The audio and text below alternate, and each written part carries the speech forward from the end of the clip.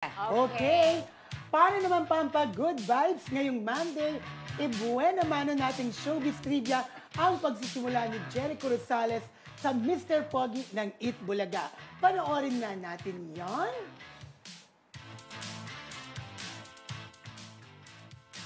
Magandang tanghali ho sa lahat ng studio audiences at lalo na sa mga televiewers na nakadikit na mga mata sa telebisyon. Ito po si Jericho Rosales, ang Mr. Pogi at proud son ng Marikina. Good afternoon. Ito ulit si Jericho Rosales, ang Mr. Pogi ng Marikina. Oh, Magic 6 na. Tatlo ba kukunin? Ano sa tingin nyo? Ha? Relax lang.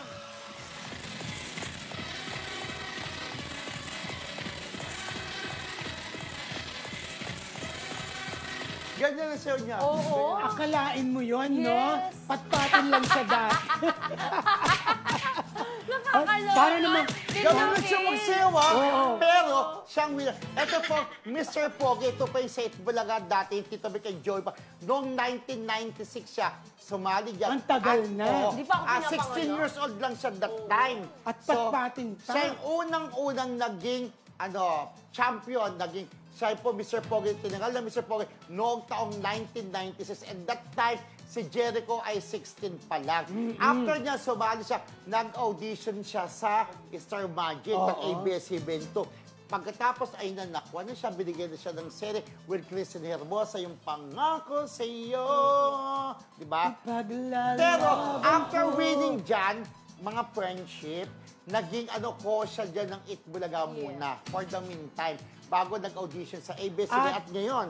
At eto pa trivia, ha? Yeah, alam Bago ko yun. siya nag-Mr. Pogi, naging kargador siya ng Correct. isda sa isang Correct. palengke. Yes, and then very open naman si Jericho sa nakaraan niya, di ba? At Yeah. proud na proud siya dun sa kanyang upbringing. And then dito makikita mo parang wala masyadong pinagbago yung mukha niya, di ba? correct. Parang simulat sa pool. Medyo Gagaling siya, no? naging borta lang Diba? ngayon si Jericho. Kasi syempre, hang actor. nag-workout. Pero before, di ba, kagaya ng sabi mo, Tito, patpatin pa siya nung time na sumali siya. Ngayon, dyan. mayaman na siya, Inglesero siya, ano pa? Ang ganda ng asawa niya. Yeah. Si Kim Jones, ang jowa ni Jericho, di ba? Ayan, di mo taga masabi yung tadhana. Taga Correct. tawag doon? Yes, Yung ang tandaan ganda ng natin journey to. niya. From kargador lang isang ganun. Just like, diba, Tito, yung mga nagsisimula ng mga artista, si Coco Martin, Humble diba, begin. galing din. May TV tayo kay Coco Martin. Paano siya nagsimula bago naging isang artista? Kung Yes. anong trabahong pinasok niya. Abangan niyo po yung TV naman tungkol kay Coco Coco Martin. Martin. Maraming mga artista na talagang Nag-start from mahirap ang scratch. pinanggalingan nila. Ayan, magbibigay rin ng trivia. Abangan nyo po ang tungkol naman sa nag-isang superstar na si Nora Honor. Paano siya nagsimula? Alam mo yun, di ba? Akala ko naman, Di ba? Alam mo yun, di ba? Ako alam ko Alam ito, naman di mo naman, alam. halos alam naman ng Ng lahat. buong mundo. Nagtitinda siya ng tubig sa Correct. tren. Oo.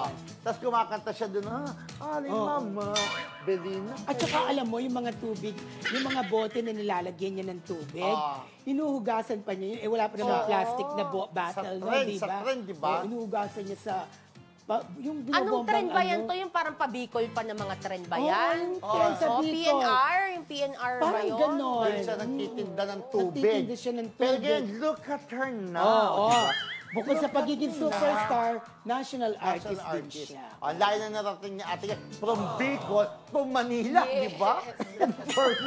Hindi, from magtutubig, di ba? Tinda ng tubig. Ngayon, superstar na. At national artist.